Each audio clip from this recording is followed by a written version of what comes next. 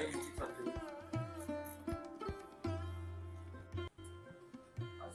आज खूपच छान दिसते तू. चक्क आज काय माहितीये का, आज वटपौर्णिमा आहे.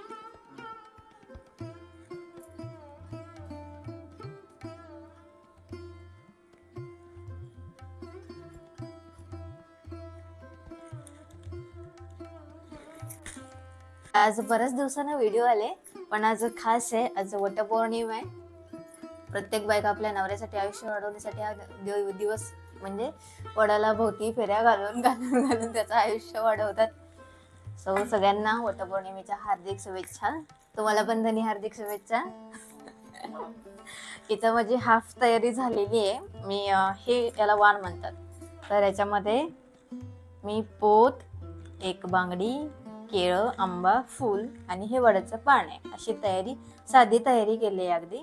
आपल्या गावाकडे कसं करतात माहितीये का, करवंदाचे फळं, करवंद, जांभळ, आंबा, म्हणजे फणस, जे जे काही अवेलेबल मिळेल ना ते वाणामध्ये ठेवतात. पण माझ्याकडे आता 2च गोष्टी अवेलेबल आहेत. सो मी साध्या पद्धतीने तयारी केलेली आहे आणि घरातच पूजा करणार आहे. इथं तुळशीत वडाची फांदी लावलेली आहे. मी इथंच पूजा करणार आहे याची, त्याला रेडी करून. ही फांदी मी माझ्या जॉबवरनं आणली, तुम्हाला विश्वास बसणार नाही. म्हणजे आमचं ऑफिस आहे, त्याच्या समोरच मोठं झाड आहे वडाचं. तर ते मी विचारून काढले बरं का, असं पण नाहीये. तर ह्याला मी तर उभी केले. भेटूया थोड्या वेळानं नवऱ्याचं आयुष्य वाढवताना.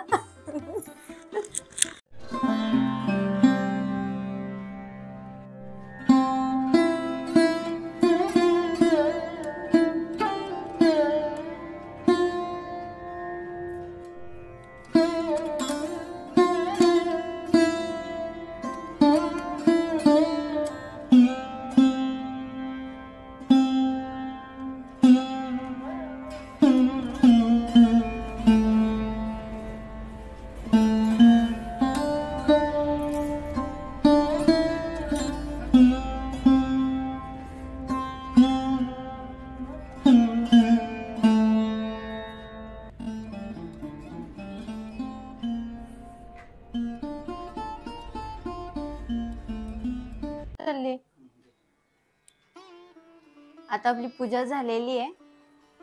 वडाला मी वाण ठेवलेलं आहे. आता आपण वटपौर्णिमेची पौराणिक कथा वाचूया, त्याच्यानंतर आपले फेरे.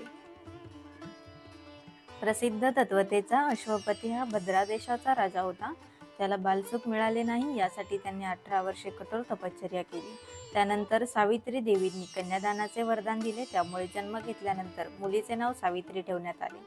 मुलगी मोठी झाली. ती खूप रूपवान होती. योग्य वर न मिळाल्याने राजा दुःखी असायचा.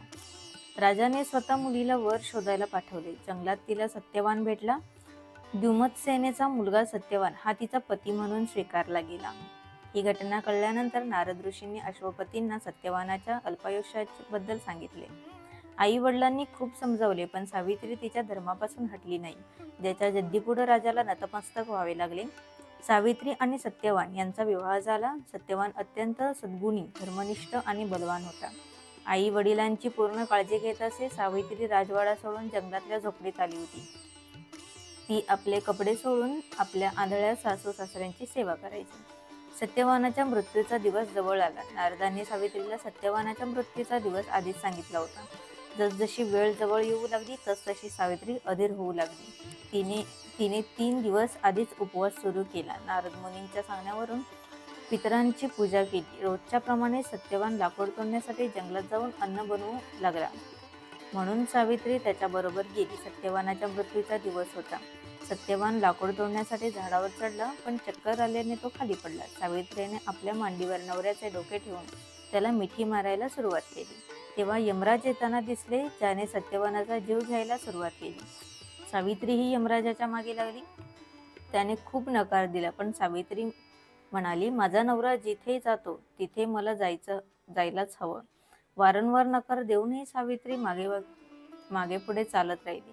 सावित्रीची निष्ठा आणि पतीची भक्ती पाहून यमाने तिला 3 वरदान दिले. एक वर म्हणून सावित्रीच्या आंधळ्या सासू सासऱ्यांना डोळे दिले. दुसरे वर म्हणून तिला हरवलेले राज्य दिले. तिसरे वरदान म्हणून सावित्रीने संतान प्राप्तीचे वर मागितले. कोणताही विचार न करता यम प्रसन्न झाला आणि अस्तु म्हणाला. वचनबद्ध यमराज पुढे सरकू लागला. सावित्री म्हणाली की भगवंता, मी एक सद्गुणी पत्नी आहे आणि तू मला संतान होण्याचे वरदान दिले आहेस. हे ऐकून यमराजाला सत्यवानाचा प्राण परत करावे लागले. सावित्री त्याच वटवृक्षाजवळ आली जिथे तिच्या पतीचा मृतदेह पडला होता. सत्यवान जिवंत झाला. आई वडिलांना दिव्य प्रकाश मिळाला आणि त्यांचे राज्यही परत मिळाले. अशा प्रकारे सावित्री सत्यवान दीर्घकाळ राजाचे सुख उपभोगत राहिली. वटसावित्री व्रत पाळल्याने व ही कथा ऐकल्याने व्रत करणाऱ्याच्या वैवाहिक जीवनातील सर्व संकटे दूर होतात. आता मी वडाला फेरे घ्यायला सुरुवात करते. आपला छोटासा वड आहे.